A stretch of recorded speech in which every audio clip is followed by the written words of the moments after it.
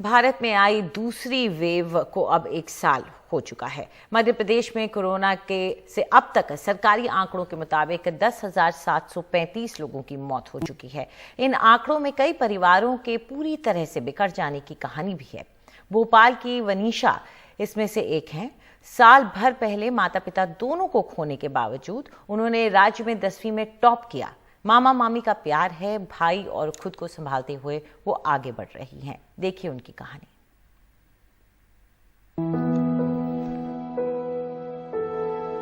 I'll be a stronger daddy without you. With a heavy heart, I bid you goodbye, for you left me all alone to cry.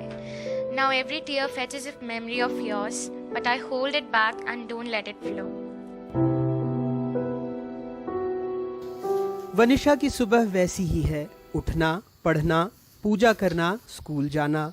बस नहीं है तो माँ की थपकी, पापा का प्यार से पुचकारना। ये कमी मामा मामी पूरी करने की पूरी कोशिश करते हैं।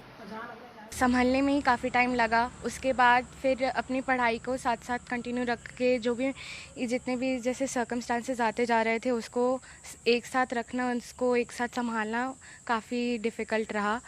और जितना भी जैसे कभी कभार जब पापा का ऑफिस शिफ्ट करना था या मम्मा का ऑफिस वगैरह में जाना हुआ, डॉक्यूमेंट्स ढूंढने पड़े, फिर लोन का एंड जो हमारा नया घर था उसका लोन, उसके साथ पढ़ाई को एक बैलेंस बना के रखना, काफ़ी क्लासेस मिस हुई उसको कवर अप करना।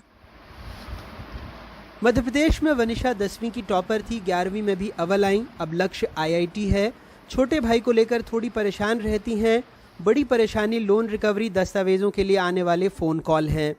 सब ऑफलाइन खुद शुरू हो गया है तो थोड़ा सा अजीब लगता है कि अब जैसे कभी कभार सर लोग पेरेंट्स का टॉपिक ऐसे बात करने लगते हैं तो थोड़ा सा अच्छा नहीं लगता है। बाकी ठीक है, अभी कोप अप कर रहे हैं, धीरे धीरे सब हो जाएगा। 1 साल में हम लोग काफ़ी स्ट्रॉन्ग हुए इमोशनली, मेंटली, और जैसे लाइफ डिसीजंस कैसे लेना है, कैसे जो शायद से जो लाइफ 4-5 साल बाद एक एज अडल्ट देखनी होती थी वो शायद से अभी से ही देखना पड़ रहा है। जैसे मैं अपना कुछ पढ़ रही हूँ, अपने फ़्लो में हूँ, अपने फ़्लो के साथ पढ़ रही हूँ, तो उसमें एकदम से कॉल आता है एंड फिर उस बारे में सोचने लगती हूँ। जैसे मान लीजिए लोन का कॉल आए कि आपने लोन नहीं भरा है एंड आपकी ये ड्यू डेट है, या फिर उस समय डॉक्यूमेंट्स के लिए काफ़ी कॉल आए कि ये डॉक्यूमेंट यहाँ चाहिए, इस ऑफिस में ये लगेगा, इस ऑफिस में ये लगेगा, आधार कार्ड, डेथ सर्टिफिकेट वगैरह, ये सब।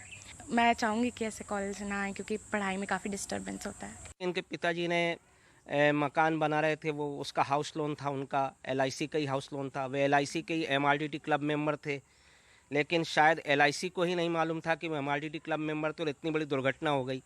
तो वो लगातार लोन रिकवरी के लिए नोटिस दे रहे हैं। तो बच्चों को उसका मानसिक तनाव तो होता है क्योंकि बच्चे नाबालिग हैं। मैं अभी लीगल गार्जियन नहीं बना हूँ, सरकार ने मुझको इनका संरक्षक बनाया है, महिला बाल विकास और बाल संरक्षण समिति ने। तो मैं कानूनी तौर पर अभी फाइनेंस का कोई भी काम नहीं कर रहा।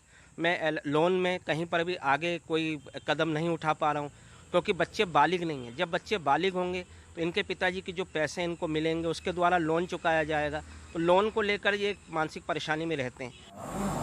भावनात्मक बेफिक्री ममेरे भाई बहनों के प्यार ने दूर कर दी।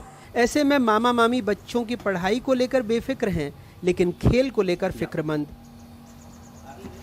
हमारे और इनके बीच जो बातचीत और जो होती है वो बिल्कुल लिमिटेड टाइम की होती है कि इवनिंग में जब हम मिल रहे हैं तो पढ़ना ज़रूरी है और वो पढ़ रहे हैं, तो मैं चेंज भी नहीं कहूँगी।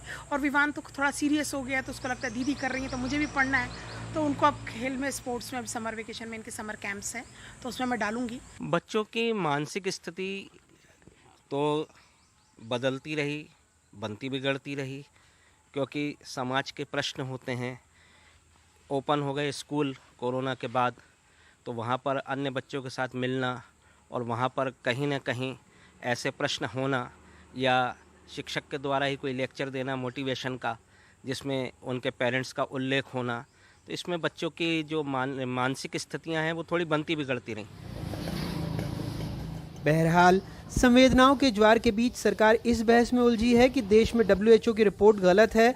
मध्य प्रदेश सरकार ने भी इसे नकार दिया है, लेकिन वो उन परिवारों से क्या कहेगी जिसके दस्तावेजी सबूत उनकी आंखों में कैद हैं। माँ बाप का जाना यथार्थ होता ही कब है। शायद तभी कभी निदा फाजली ने लिखा था, मैं तुम्हारी कब्र पर फातहा पढ़ने नहीं आया, तुम्हारे मौत की सच्ची खबर जिसने मुझको दी थी वो झूठा था, वो तुम कब थे, कोई सूखा पत्ता हवा से गिर के टूटा था। तुम्हारे हाथ मेरे उंगलियों में सांस लेते हैं, मैं जब भी लिखने के लिए कागज़ कलम उठाता हूँ अपनी कुर्सी पर बैठा हुआ तुम्हें ही पाता हूँ। तुम्हारी कब्र पर जिसने तुम्हारा नाम लिखा है वो झूठा है, वो झूठा है, उसमें मैं दफन हूँ, तुम मुझ में ज़िंदा हो, कभी वक्त मिले तो फातहा पढ़ने चले आना। भोपाल से कैमरा पर्सन रिजवान खान के साथ अनुराग द्वारी, NDTV इंडिया।